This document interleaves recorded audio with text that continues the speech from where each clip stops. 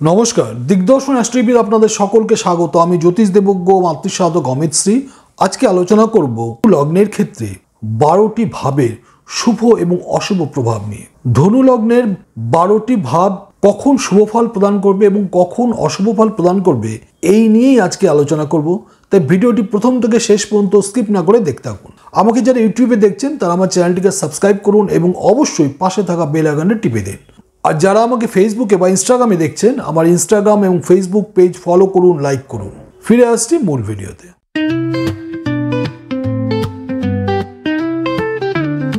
ফিরে এলাম মূল ভিডিওতে।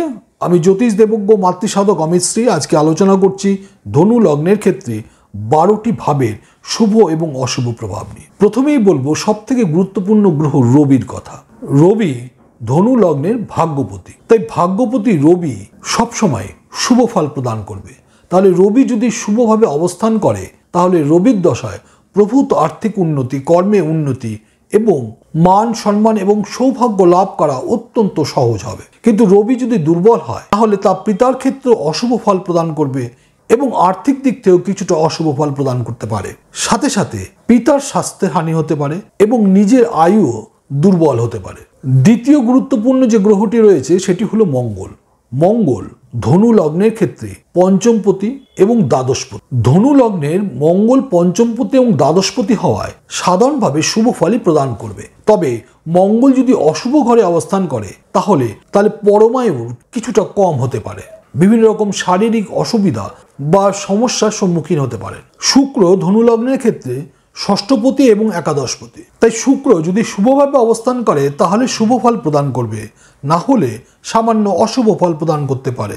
বিশেষ করে আয় উন্নতিতে বাধা দিতে পারে এবং কিছু শারীরিক সমস্যা নিয়ে আসতে পারে। বৃহস্পতি লগ্নপতি এবং চতুর্থপতি হওয়ায় সর্বদা শুভ ফল প্রদান করবে। আর্থিক উন্নতি, মান সম্মান এবং সৌভাগ্য লাভ করা অত্যন্ত সহজ হবে। কিন্তু বৃহস্পতি অশুভভাবে অবস্থান করলে সামান্য অবস্থার পরিবর্তন হতে পারে। শনি দ্বিতীয় এবং তৃতীয়পতি হওয়ায় মারক হয়েছে। এক্ষেত্রে শনি অশুভভাবে অবস্থান করলে অশুভ ফল প্রদান করতে পারে। চন্দ্র অষ্টমপতি হলেও এখানে তার অষ্টমস্ত দোষ থাকছে না, কিন্তু ক্ষীণচন্দ্র বা দুর্বল চন্দ্র অশুভ ফল প্রদান করতে পারে। বুধ সপ্তমপতি এবং দশমপতি হওয়ায় শুভ ফল প্রদান করবে। আবার এই বুধ যদি রবির সঙ্গে বুধাদিত্য যোগ সৃষ্টি করে তাহলে অত্যন্ত শুভ ফল প্রদান করবে এবং রাজযোগের শুভ ফল প্রদান করবে। রবি এবং বুধ যদি একত্রে অবস্থান করে তাহলে রাজযোগ সৃষ্টি করবে এবং অত্যন্ত শুভ ফল প্রদান করবে। তাই ধনু লগ্নের ক্ষেত্রে প্রতিটি ভাব বিচার করতে গেলে প্রথমেই দেখতে হবে যে প্রত্যেকটি গ্রহ কোন স্থানে বসেছে। শুভ গ্রহ শুভ স্থানে বসলে শুভ ফল প্রদান করবে, কিন্তু তা যদি অশুভ স্থানে বসে তাহলে সামান্য অশুভ ফল প্রদান করতে পারে। এই ছিল আজকের ভিডিও। যদি ভিডিওটি ভালো লাগে অবশ্যই বন্ধু বান্ধব, আত্মীয় স্বজন সকলের সঙ্গে শেয়ার করুন, লাইক করুন, কমেন্টস করুন। আর এখনো পর্যন্ত আমার চ্যানেলটিকে যারা সাবস্ক্রাইব করেননি অবশ্যই চ্যানেলটিকে সাবস্ক্রাইব করুন এবং পাশে থাকা বেল আইকনটি টিপে দিন।